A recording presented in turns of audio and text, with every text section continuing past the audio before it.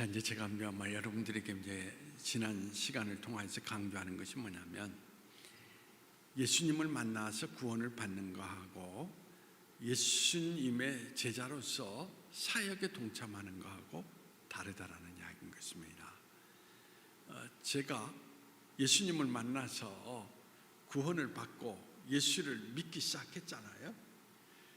그리고 얼마 후에 중요한 것은 뭐냐면, 나의 그 생애 가운데 예수님께서 나를 사역의 도구로 부르시는 것을 듣고 내 인생 가운데 이제 그리스도 앞에 전폭적으로 내 생애를 드리기로 결단하고 신학을 하고 그리고 목회자가 되었던 것을 우리가 생각할 수가 있습니다. 그러니까 예수님을 만났다라고 해서 우리가 무조건 다 사역의 그 제자가 되느냐, 그건 아니라는 이야기죠. 각기 사도 바울이 우리에게 이야기한 것 가운데 은사는 여러 가지 은사가 있다라고 했죠. 가르치는 은사도 있고 그렇잖아요.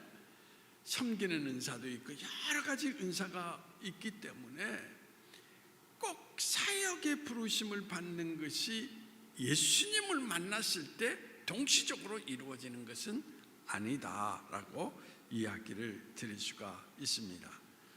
그런데 오늘 이 성경 본문 가운데에서는 베드로와 안드레가 예수님 앞에 이제 부르심을 받고 사역 가운데 동참하도록 말씀하시는 그의 요청을 받게 되는 것을 우리가 찾아보게 되는 것입니다.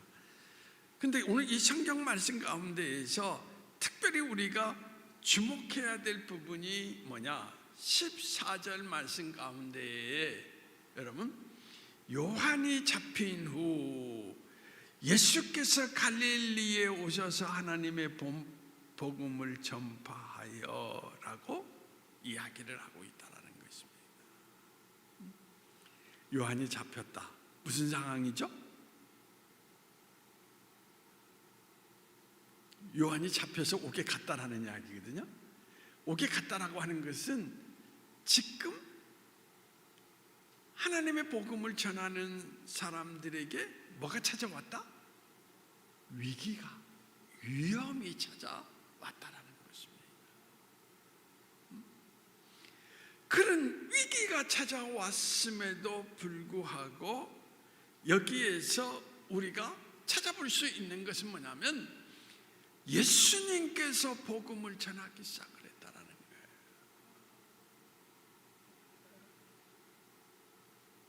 일상적으로 보면은 우리는 우리의 환경에 여러 가지 위험이 닥쳐오게 되면 하나님의 복음을 전한다라는 것은 상상을 하지 못하는 거죠. 왜 그렇습니까? 두려움 때문에. 내가 혹시 다치는 것은 아니니까. 그런데 예수님께서 그렇게 헤롯에 의해서 핍박을 받고 고난 속에 거하고 있는 세례 요한의 모습을 바라보시면서 오히려 때가 찼다, 지금이 바로 복음을 전할 때다 라고 하시면서 복음을 전하다가 어디를 지나가시다면서 갈릴리 해변 지역을 지나가시면서 여기에서 그런 이야기, 시몬과 그 형제 안드레가 바다에 그물을 던지는 것을 보시고 그들은 어부라. 예수께서 이르시되 나를 따라오라, 내가 너희를 사람 낚는 어부가 되게 하리라 라고 말씀하시는 것을 찾아볼 수가 있습니다. 여러분 잘 생각해 보십시오. 분위기가 좋지 않습니다. 세례 요한이 옥에 갇혔는데 예수님께서 복음을 전하시면서 바닷가를 지나가시다가 야 안드레야, 베드로야, 시몬아, 나를 따라와라 라고 하면서 사람 먹는 어부가 되라는 것은 다시 말로 이야기한다면 나와 함께 복음을 전하자 라는 이야기를 하고 있거든요. 예수님은 하나님의 아들로서, 아니 하나님으로서 세상을 두려워하지 않는다고 하지만 평민 속에 살아왔던 시몬과 안드레는 어부 출신인데 두려움이 가득하지 않았겠어요? 그렇죠? 근데 오늘 이 본문 속에서 우리가 찾아보면은 그렇잖아요. 그 두 사람이 그물을 버려두고 쫓아갔다라고 이야기를 하고 있습니다. 제가 여기서 여러분들에게 묻겠어요. 자, 이 두 사람이니까, 형제니까 예수님이 그렇게 나를 따라오너라 라고 얘기했을 때 둘이 이야기를 나눴을까요? 안 나눴을까요?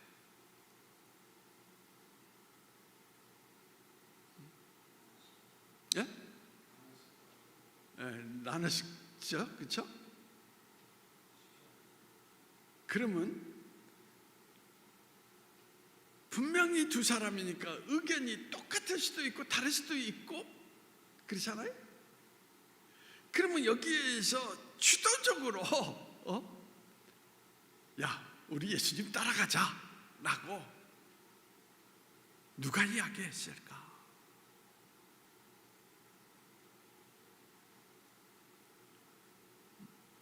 누가 얘기했을까요?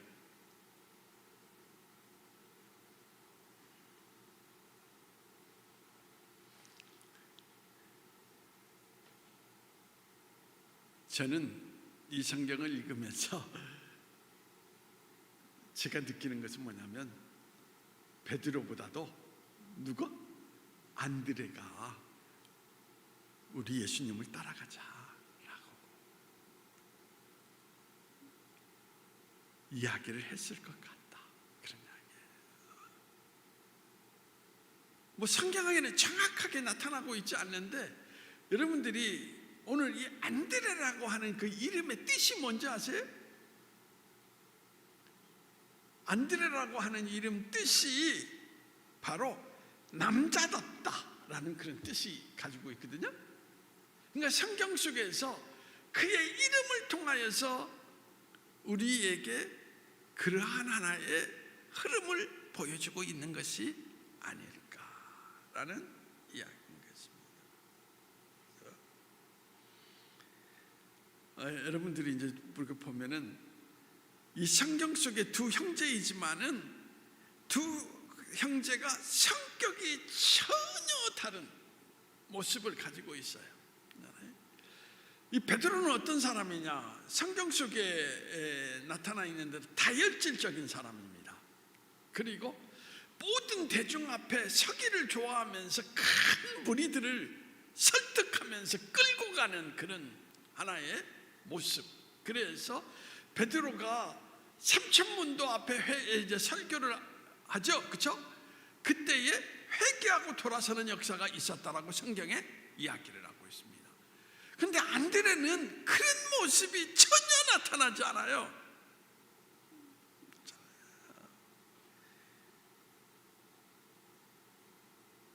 안드레는 다른 하나의 여러분 지도자의 모습을 나타내주고 있는데 대중적인 하나의 지도자라기보다는 1대1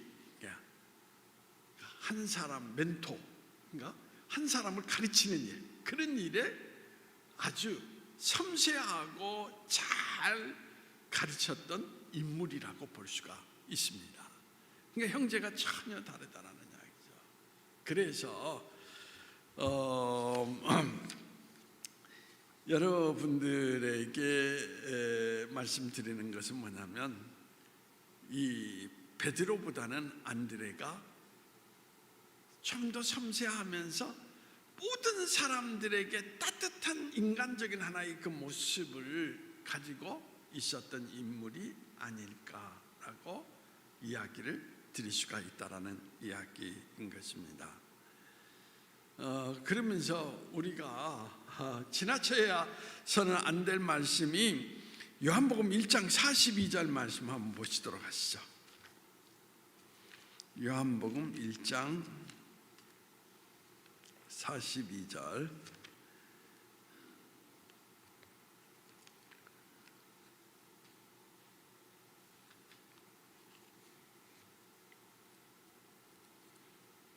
자, 41절 42절 말씀을 같이 읽어보십시다. 시작. 그가 먼저 자기의 형제 시몬을 찾아 말하되 우리가 메시아를 만났다 하고, 메시아는 번역하면 그리스도라, 데리고 예수께로 오니 예수께서 보시고 이르시되 내가 요한의 아들 시몬이니 장차 게바라 하리라 하시니라. 게바는 번역하면 베드로라. 자, 여기서 우리가 이제 잊지 말아야 될 것이 뭐냐면, 베드로를 예수님께로 이끈 사람이 누구다? 안드레다. 그러니까 여기에서 나타내주는 하나의 그 모습이 뭐냐면, 안드레는 한 영혼을 만날 때마다 바로 하나님의 그 복음을 전했다라는 거예요. 1대1 그잖아요. 내가 예수님 만났어. 그분이 우리가 갈망했던 메시아야. 너도 그 예수님을 만나보지 않을래? 라고. 그죠?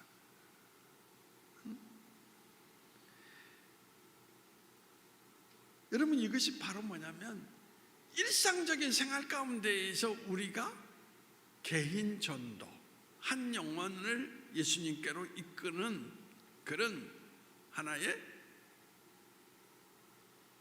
모습으로 이 안드레가 평생 길을 걸어가는 그런 모습들을 나타내주고 있다는 것입니다.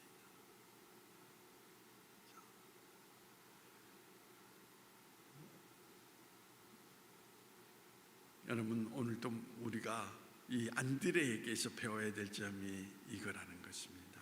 그렇잖아요.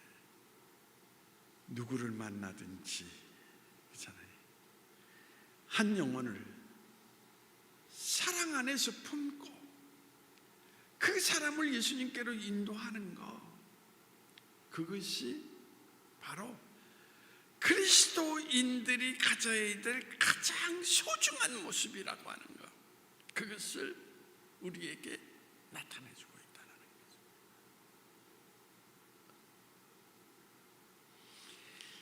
자, 김학부 장님 그렇지 않겠습니까? 목사님이 이제 제가 여기 있지만은 장로님이 맛있는 밥을 사주는 것을 좋아할까요? 아니면 직장에서 한 동료를 만나서 복음을 전해서 끌고 교회로 와서, 목사님 오늘부터 이 친구가 예수님을 믿는다고 합니다, 어느 걸 좋아할까요? 그렇죠?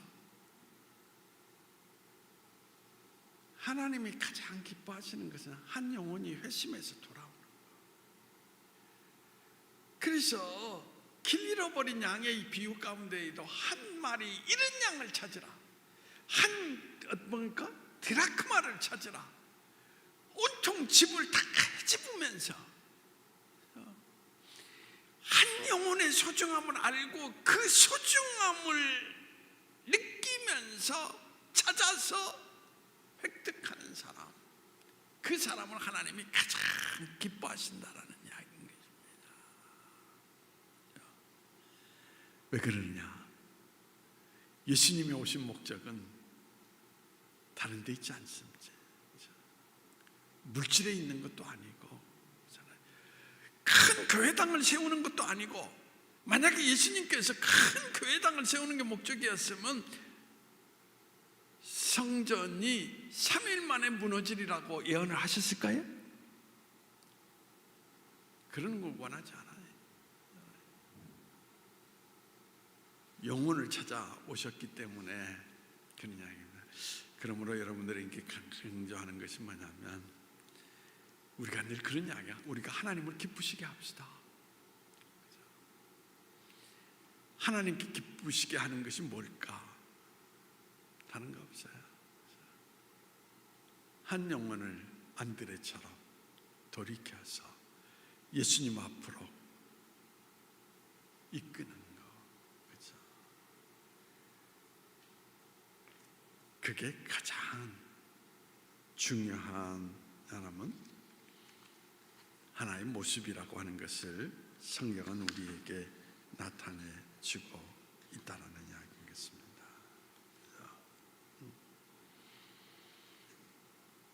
그래서 여러분들이 이제 기억해야 될 것이 뭐냐면, 세계적으로 유명한 전도자, 세계적으로 유명한 설교자 하면은 미국의 무디를 우리가 역사 속에서 이야기를 하고 있습니다. 그런데 여러분들이 이 무디라고 하는 사람은 원래 구두를 짓는 수성공이었는데, 이 사람이 처음부터 예수를 믿었느냐? 아니에요. 모태신앙이 아니에요. 김학규 장님, 에드워드 킴볼이라고 하는 사람의 이야기를 들어봤어요? 못 들었죠? 그렇죠? 이 에드워드 킴볼이라는 사람이 무디에 앞서 있는, 한마디로 전도자였어요. 그냥 무디가 앉아서 구두를 짓고 있으니까 가만히 그 사람을 살펴보니까 아무래도 이 킴볼이라는 사람이 다가섰을 때에 그 영혼에 대한 쏠림이 탁 다가오면서 어떤, 내가 저 사람에게 예수를 이야기해야 되겠다.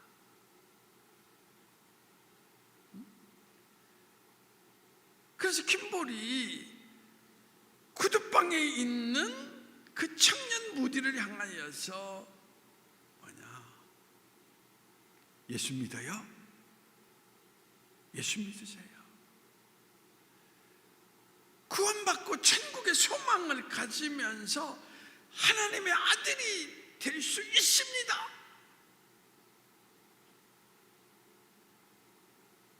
그냥 스스럼 없이 이야기를 한 거예요. 근데 그 한마디가, 구원받아서 하나님의 아들이 되어 천국에 이를 수 있다라고 하는 한마디가 무디의 가슴 속에 팍 꽂히기 시작을 한 거예요.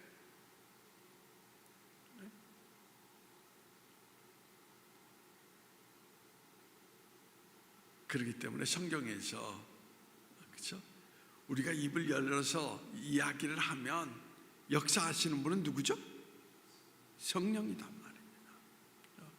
김학필 장로님이 직장 안에서도 사람들이 미친 사람처럼 보일지 모르지만은, 장로님 그 사람 모든 사람 만나면 식사했어요? 오늘 뭐 커피 한 잔 드실래요? 이런 이야기 하십니까? 안 합니까? 근데 장로님 예수 믿으세요? 라고 그런 말은 잘 합니까? 안 합니까? 예?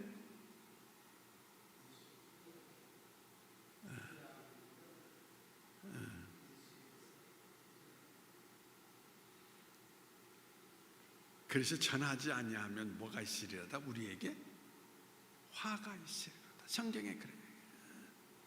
네가 예수 믿고 라고 하는 그 한마디 이야기 속에 성령이 역사하실 수도 있는데, 네가 입을 열어 전하지 않으므로 한 영혼이 문이 닫혀버렸다라는 이야기거든요.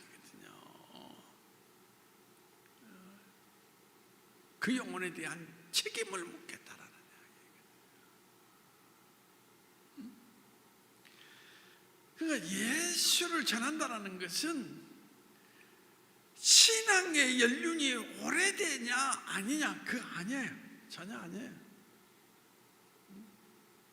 안드레가 그렇잖아요. 예수님을 딱 만나고 베드로에게 찾아와서 나 메시아 만났다, 너도 가자 그랬잖아요.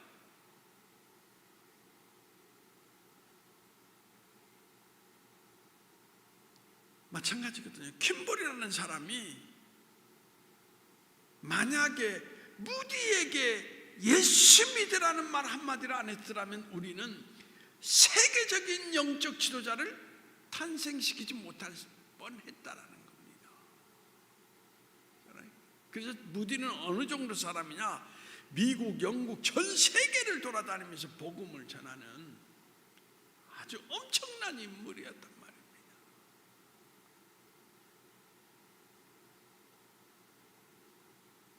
그러므로 우리는 안드레한테 배워야 될 것이 바로 이거라는 것입니다. 한 영혼에 대한 꿈, 한 영혼에 대한 사랑.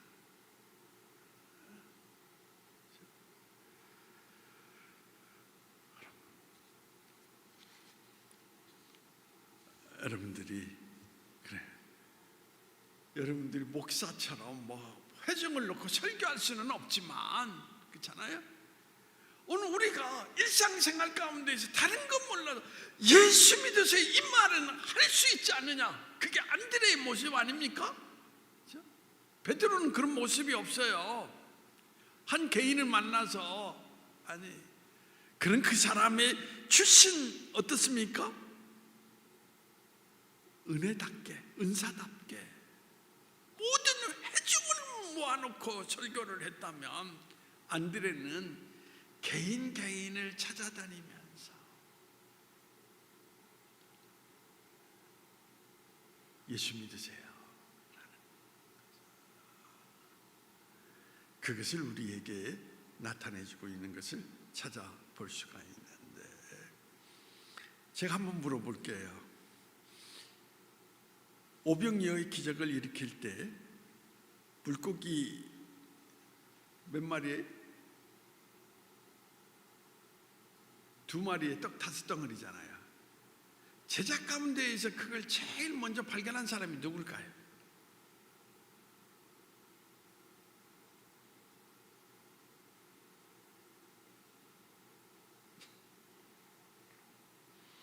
요한복음 6장 8절에서 9절 말씀.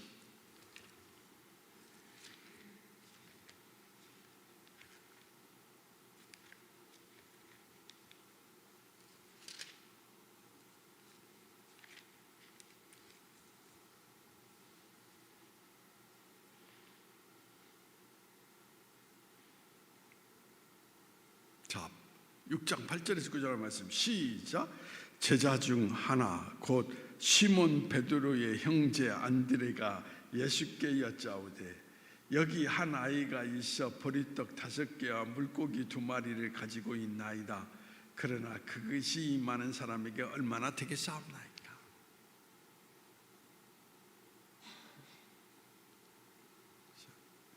여기에 나타나 있는 것처럼 안드레가 발견했다라는 것입니다.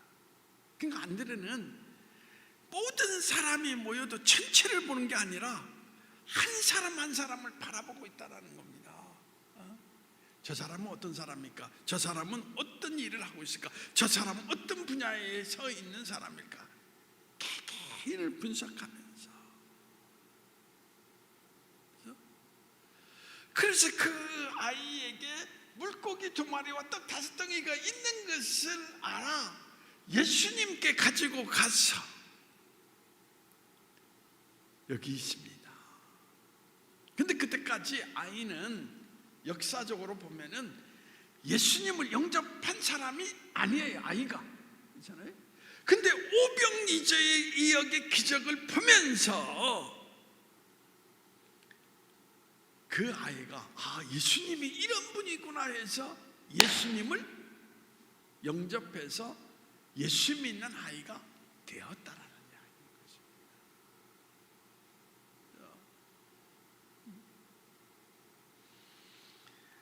것입니다. 그러므로 오늘 또 여러분들이 막 크게 몇십 명씩 내가 복음을 이야기하겠다, 다 그러면 큰일 나요. 교회 안에서는 한 영혼을 살필 수 있는 그런 사람들이 있어야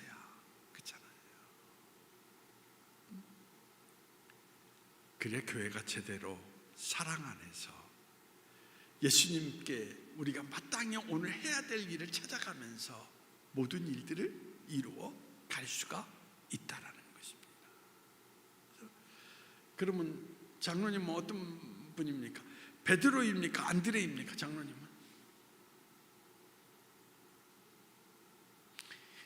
항상 사람들하고 크게 움직이는 걸 좋아해요? 한 사람 한 사람하고 이렇게 만나서 움직이는 걸 좋아해요? 네? 한 사람 한 사람? 그래요. 그러므로 교회는 이제 목사는 큰 회정을 보고 교회의 큰 그림을 그리면서 가야 되고, 장로님들은 한 영혼 한 영혼을 세심하게 살피면서 그 영혼에게 필요한 게 뭘까, 그 영혼을 위해서 기도하면서 그 영혼을 다가서고 그 영혼을 감싸주면서 갈 수 있다면 교회가 아름다운 현상 가운데에서 그리스도의 놀라운 세계를 나타내고 살아갈 수 있다라는 이야기인 것입니다. 그러면서 중요한 게 그거예요. 여러분들이 보시면 뭐냐면 제자들의 이야기를 우리가 이제 분석을 해보면 오늘 여기까지만 하고 이제 끝날게요. 뭐냐면 예수님 앞에 늘 나와서 누가 더 큰 사람이냐라고 다투는 일이 한두 번이 아니었죠. 그렇죠? 그런데 성경을 여러분들이 읽어보면서 느끼는 게 뭐냐면 안드레는 한 번도 그런 모습을 드러내지 않는다는 것입니다. 무슨 이야기입니까?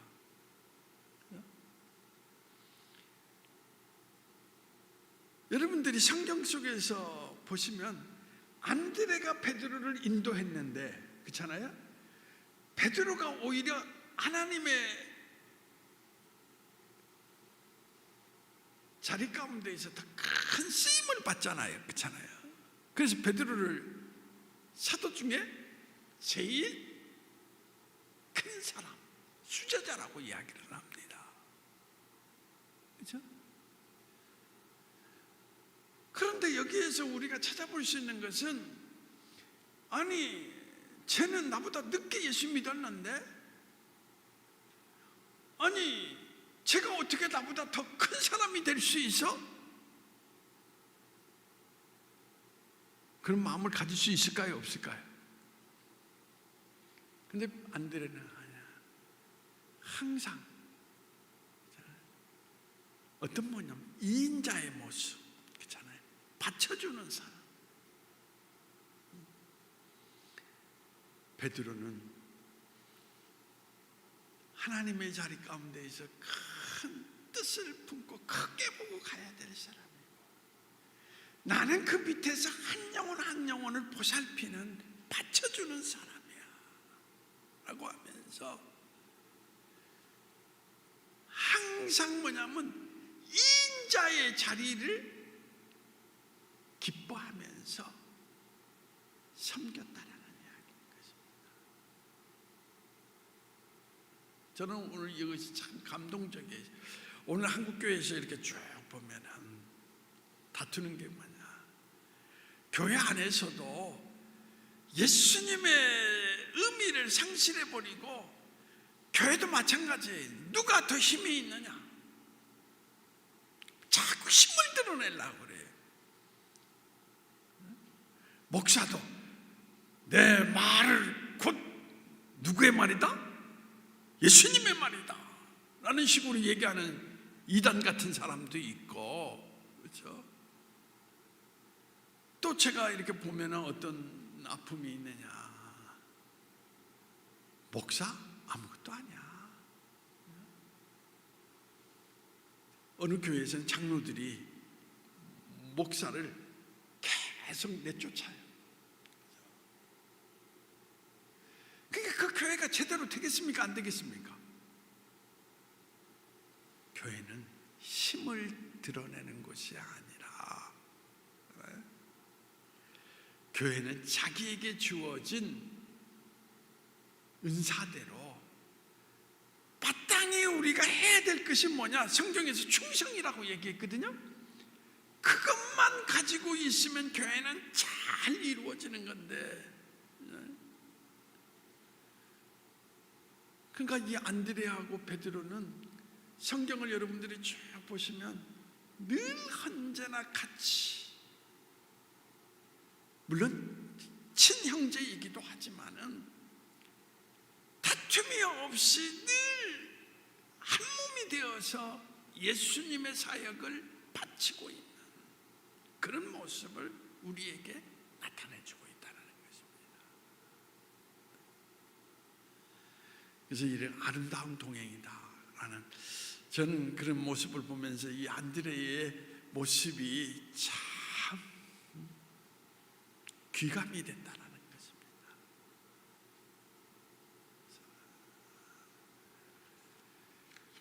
그래서 저는 그렇습니다.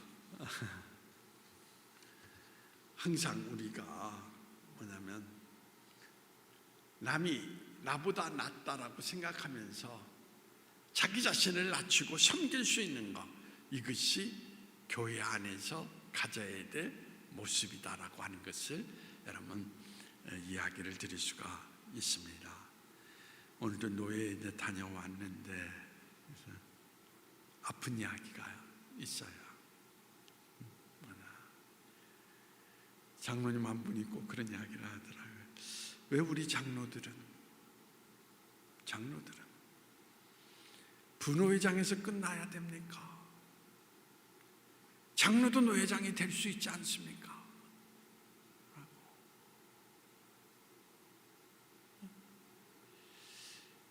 저는 그 이야기를 들으면서 사실은 내가 무슨 자리에 있느냐가 예수님 앞에 중요한 게 아니거든. 사실은 내가 오늘 맡은 본분에서 내가 예수님을 위하여서 어떤 모습을 갖고 살아가느냐가 참 중요한데, 왜 그런 자리에 대한 이야기가 나올까? 전 그게 마음이 아팠어요. 그래서 저는 우리 장로님이나 우리 온 교회의 식구들이 안드레처럼 하나님을 사랑한다라는 것은 바로 한 영혼을 사랑하고 한 영혼을 예수님께로 인도할 수 있는 그런 모습, 그런 삶이 소중한 모습이라고 하는 것을 말씀드리고 싶습니다. 그래서 뭐 교회 안에서 누가 높으냐? 우리 장로님 그런 관심 있어요? 있어요? 교회 안에서 큰 소리 내지 말고 있잖아요. 늘 우리 장로님 하면 저분은 참 따뜻한 사람이야. 저분은 우리를 품어주는 그리스도의 품과 같은 사람이야 라고 칭함을 받는 것, 그것도 예수 그리스도 안에서 부름받은 종의 모습 가운데 아름다운 사역자의 모습이라고 하는 것을 안드레가 나타내주고 있다는 것입니다. 안드레처럼 자기를 낮추고 남을 높일 수 있는 모습 가운데에서 예수 그리스도의 영광이 여러분의 삶을 통하여서 드러내고 선포될 수 있는 그런 인생이 되기를 원합니다. 그게 참 이루어졌으면 좋겠습니다. 자비하신 아버지 하나님, 신앙의 긴 시간을 걸어오다가 예수님을 많이 잃어버린 우리 자신들의 모습을 보게 됩니다. 그리스도인이라고 하는 외적인 모습은 있지만 실상 내용을 잃어버렸습니다. 내가 예수님을 사랑한다라는 것, 그것이 바로 한 영혼을 사랑하고 그 영혼을 예수께로 인도하는 삶의 모습이라는 것, 잃어버리고 어느덧 교회에 중독되어서 교회 안에서 자리를 탐하고 있는 어리석은 모습을 드러낼 때가 너무나 많았습니다. 주님, 정말 하나님이 기뻐하시는 것이 무엇인가를 생각하고 예수님이 오늘 우리를 향하여서 뜻하신 뜻이 무엇인가를 생각하고 낮은 모습 가운데 늘 미련하고 어리석은 나를 택하여 주신 예수님의 은혜를 생각하면서 예수님을 드러낼 수 있는 우리 인생이 될 수 있도록 주님께서 우리를 이끌어 주시기를 원하오며 나사렛 예수님의 이름으로 기도하옵나이다. 아멘.